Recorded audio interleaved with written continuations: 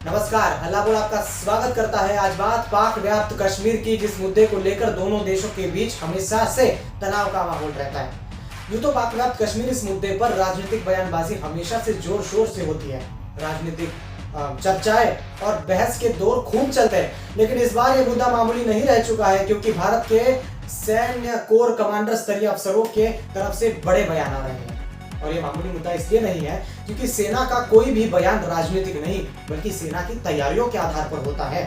तो ये सवाल अब उजागर होता है कि क्या पाक व्याप्त कश्मीर पर वापसी के लिए भारतीय सेना की प्रक्रियाएं और तैयारियां पूरी हो चुकी हैं, और इसलिए भी क्योंकि हमेशा से पाकिस्तान इस खबर पर चुप्पी साधे हुआ है। जब से भारतीय सेना की तरफ से ये बयान आया है, पाकिस्तान चुप्पी साधे हुआ है, जो कि उनकी फितरत से पूरा अलग।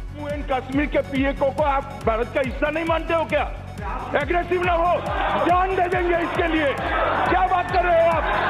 एग्रेसिव होने की क्या बात कर रहे हो?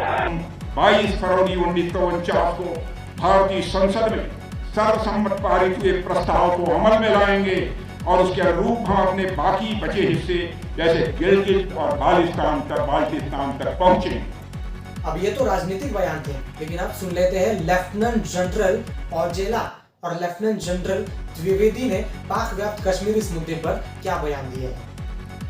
उसके पास जाएंगे तो आर्मी, एयरफोर्स, नेवी हम मिल के जो है उसको बड़ी अच्छे तरीके से जो है उसको निभाएंगे ग्राउंड के ऊपर। और उसी रक्षा मंत्री gave the statement about the POJK. As far as Indian Army is concerned, Indian Army will carry out any order which is being given by the government of India, and whenever such orders are given, we'll always be ready for it. Lieutenant general औजेला का ये बयान इसलिए भी महत्वपूर्ण है क्योंकि वो चिनार कोर के कमांडर हैं। तो इनका ये बयान रणनीतिक तौर पर भी बहुत महत्वपूर्ण है, क्योंकि पाक व्याप्त कश्मीर पर उनका बहुत गहरा स्टडी है और वो इसकी पूरी जानकारी रखते हैं। इससे पहले भारत के जनरल एम नरवणे और भारत के सीडीएस जनरल बिपिन रावत जी के भी बयान कुछ इस प्रकार से ही होते थे। इसका मतलब ये बात तो बहुत साफ है कि भारत की सरकार, भारत का नेतृत्व, भारत के सैन्य और कोर कमांडर स्तरीय अफसरों का पाक व्याप्त कश्मीर पर बहुत ही सीधा रुख है कि पाक व्याप्त कश्मीर भारत का अविभाज्य हिस्सा है, अखंड भारत का हिस्सा है। अब इस पर कार्रवाई होगी नहीं होगी, इस प्रक्रिया की शुरुआत हो चुकी है, इसका अमल कब होगा ये बात तो हम नहीं बोल सकते, क्योंकि भारत की सेना का पूरा काम कॉन्फिडेंशियल होता है और शायद कोई भी इसका अंदेशा नहीं लगा सकता।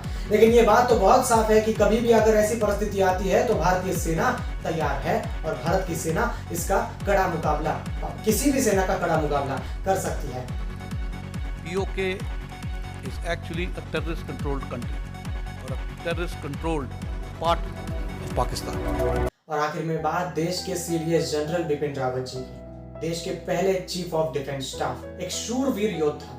पिछले साल 8 दिसंबर 2021 को कुनूर में हुए MI-17 हेलीकॉप्टर क्रैश ने भारत से सीडीएस जनरल बिपिन रावत और उनके समेत 13 अन्य सैन्य अफसरों को छीन लिया।